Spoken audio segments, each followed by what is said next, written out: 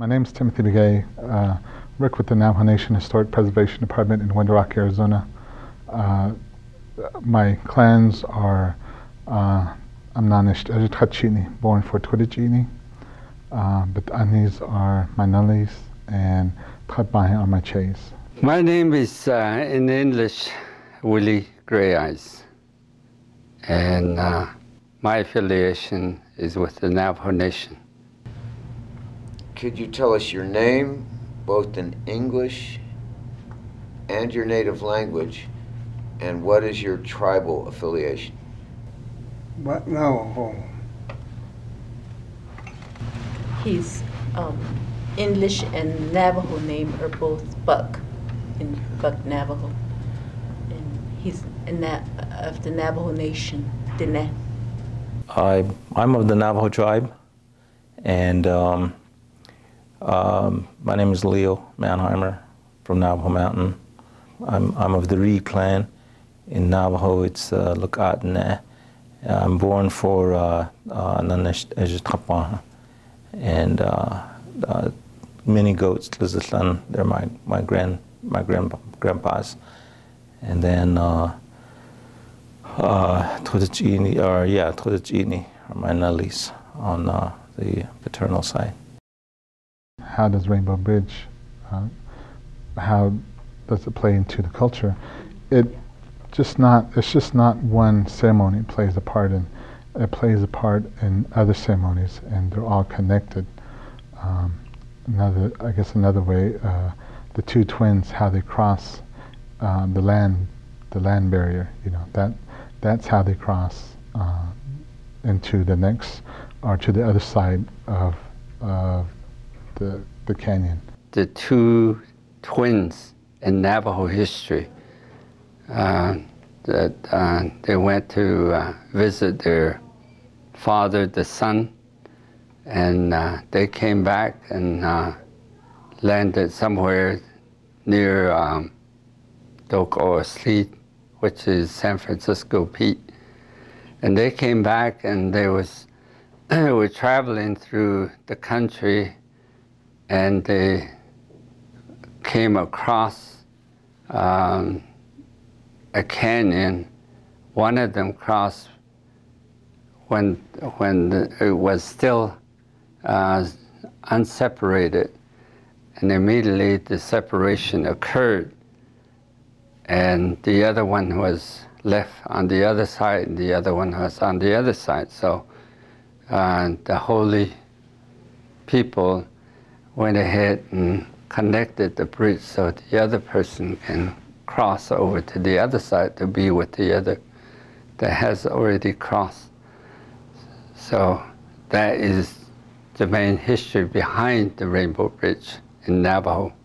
The Navajos within the Navajo Mountain region, they refer to the Rainbow Bridge as Tsenana'aha. And I noticed that the plaques that you have at the bridge refer to it as Natanjoja. And I think the Navajos in our region, and probably pretty much all of our area, like Kaibito, Inscription House, Navajo Mountain, within the region of Navajo Mountain, people refer to it as Tsenana'aha.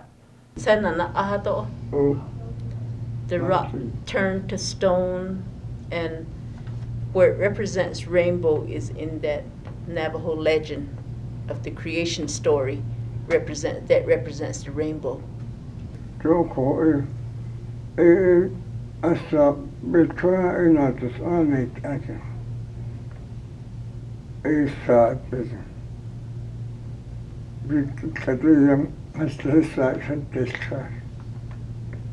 That Navajo Mountain represents the drum itself.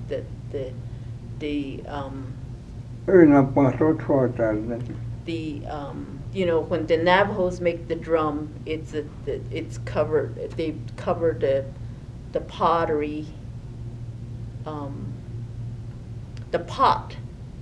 They put the buckskin over it. The pot is what represents the mountain, and the stick that they hit the drum with is the Natsilit, which is the rainbow bridge.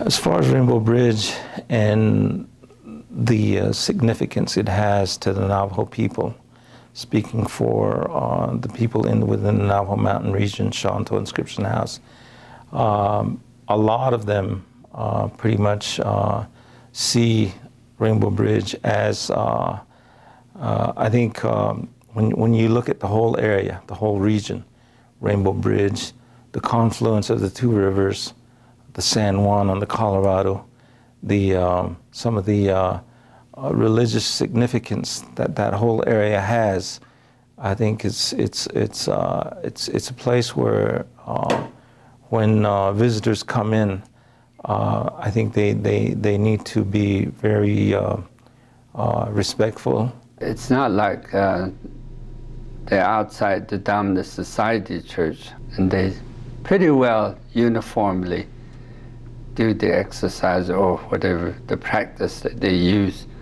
and understand because of the interaction and the cross education that they do within their church. But over here in Navajo, we have certain sacred places that we reference as Navajos to pray, to do the offering on a month basis, and otherwise those sacred and holy places are all over the Navajo Nation. How do you feel about having all those people visiting the bridge? Well, that's, I guess I have two feelings about it. I mean, I can see why people would go up there to see the arch. I mean, like I said, it's a magnificent place to be, and just the site and the area is a nice place, beautiful place. But you know, as being Navajo, you know, a lot of times, you know, we hold these places very sacred. I mean, that's where we go to ask for rain. That's where we go to do other, I guess, offerings, and so it's kind of hard. You have to make that decision. I mean, you have to juggle and make that balance. You know, we have to live by man-made laws today, and you know, I guess, you know, the Park Service they manage it, but at the same time, you know, it's really, I guess, Indian land are sacred places, and I think you can't put a value on a sacred place.